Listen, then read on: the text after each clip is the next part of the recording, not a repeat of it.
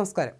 ചലച്ചിത്ര മേഖലയിലെ സ്ത്രീകൾ നേരിടുന്ന പ്രശ്നങ്ങളും നീതി നിഷേധങ്ങളും തൊഴിൽ സാഹചര്യങ്ങളും ഒക്കെ പഠിച്ച് 5 വർഷത്തിനു മുൻപ് ജസ്റ്റിസ് ഹേമ കമ്മിറ്റി സർക്കാരിന് സമർപ്പിച്ച റിപ്പോർട്ടിന്റെ പകർപ്പ് ഇന്ന് പുറത്തുവിടും.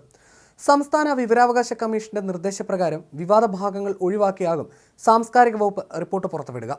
മൊഴികളടക്കമുള്ള സ്വകാര്യത ഹനിക്കുന്നെന്ന് കണ്ടെത്തിയ 62 പേജ് ഒഴിവാക്കിയാണ് റിപ്പോർട്ട് പുറത്തുവിടുന്നത്. റിപ്പോർട്ട് ആവശ്യപ്പെട്ട് കമ്മീഷന് അപ്പീലും പരാതി നൽകിയ 5 പേർക്ക് 233 പേജുകൾ ഉൾപ്പെടുന്ന ഭാഗം ഇന്ന് 4 മണിയോടെ കൈമാറും.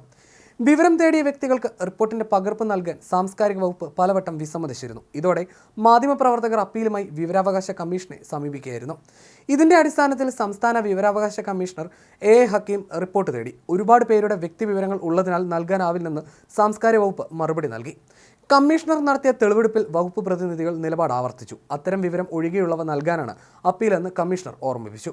വകുപ്പ് സെക്രട്ടറി ഫയൽ മന്ത്രി ഓഫീസിലേക്ക് അയച്ചതായും അതുകൊണ്ട് വിവരം നൽകിയില്ലെന്നും രണ്ടാമത്തെ തെളിവെടുപ്പിൽ ഉദ്യോഗസ്ഥർ ബോധിപ്പിച്ചു. വിശദീകരണത്തിന്റെ സാധ്യത കമ്മീഷന് നേരിട്ട് പരിശോധിക്കണമെന്നും മുദ്രവെച്ച കവറിൽ റിപ്പോർട്ട് സമർപ്പിക്കണമെന്നും മൂന്നാമത്തെ തെളിവെടുപ്പിൽ കമ്മീഷണർ നിർദ്ദേശിച്ചു.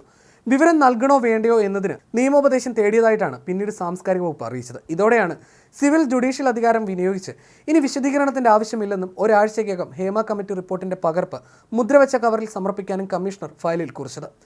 സംസ്ഥാന വിവരാവകാശ കമ്മീഷണർ ഡോക്ടർ എ അബ്ദുൽ ഹക്കീമാണ് ഹേമ കമ്മിറ്റി റിപ്പോർട്ട് പുറത്തുവിടാൻ ഉത്തരവിട്ടത്. RTI നിയമപ്രകാരം വിലക്കപ്പെട്ടവ ഒഴിച്ച് യാതൊന്നും മറച്ചു വെക്കരുതെന്നും കമ്മീഷൻ നിർദ്ദേശിച്ചു. റിപ്പോർട്ട് പുറത്തുവിടുമ്പോൾ അത് വ്യക്തികളുടെ സ്വകാര്യതയിലേക്ക് കടക്കുന്നതാകരുത്. ഉത്തരവ് പൂർണ്ണമായി നടപ്പാക്കിയെന്ന് ഗവൺമെന്റ് സെക്രട്ടറി ഉറപ്പാക്കണമെന്നും വിവരാവകാശ കമ്മീഷൻ പറഞ്ഞു. സിനിമാ മേഖലയിലെ സ്ത്രീകൾ നേരിടുന്ന പ്രശ്നങ്ങളും നീതി നിഷേധങ്ങളും തൊഴിൽ സാഹചര്യങ്ങളും ഒക്കെ പഠിക്കാൻ രാജ്യത്ത് ആദ്യമായി രൂപീകരിച്ച കമ്മീഷനാണ് ഹേമ കമ്മിറ്റി. സിനിമാ രംഗത്തെ വനിതാ കൂട്ടായ്മയായ വിമൻ ഇൻ സിനിമ കളക്റ്റീവ് നൽകിയ നിവേദനത്തിന്റെ അടിസ്ഥാനത്തിലാണ് കമ്മിറ്റി രൂപം കൊണ്ടത്. മുൻ ഹൈക്കോടതി ജഡ്ജി കെ ഹേമ, നടി ശാരദ, റിട്ടയർഡ് IAS ഉദ്യോഗസ്ഥ KB വത്സലകുമാരി എന്നിവരടങ്ങിയ 3 അംഗ സമിതിയായിരുന്നു ഇത്. 1.5 കോടിയോളം രൂപ ഖജനാവിൽ നിന്ന് സർക്കാർ ചെലവിട്ടുണ്ടാക്കിയ ഒരു റിപ്പോർട്ട് 4.5 വർഷമായി പൊതുജനം അറിയാതെ പൂഴ്ത്തിവെക്കുന്നതിന് പിന്നിൽ ദുരൂഹതയുണ്ടെന്ന് പലവട്ടം ആരോപണം ഉയർന്നിരുന്നു. പുറത്തുവിടണമെന്ന് വിവരാവകാശ കമ്മീഷൻ നിർദ്ദേശിച്ചതോടെ വലിയ പൊട്ടിത്തെറി ഭയന്ന് കഴിയുകയാണ് മലയാള സിനിമാ ലോകം.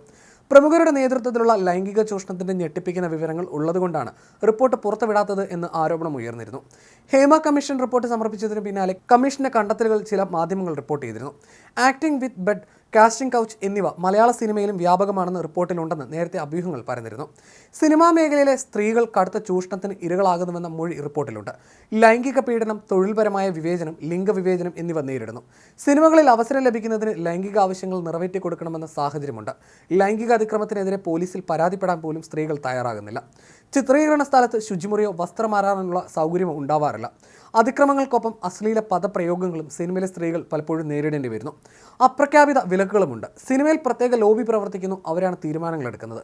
സിനിമയിൽ അവസരം നൽകുന്നത് ഉൾപ്പെടെയുള്ള കാര്യങ്ങൾ ഈ ലോബിയാണ് തീരുമാനിക്കുന്നത്. പ്രമുഖ നടീനടന്മാരും വിലക്ക് നേരിടുന്നുണ്ട്. സൈറ്റുകളിലെ ലഹരി ഉപയോഗം ബുദ്ധിമുട്ടുണ്ടാക്കുന്നതാണെന്നും റിപ്പോർട്ടിലുണ്ടായിരുന്നു.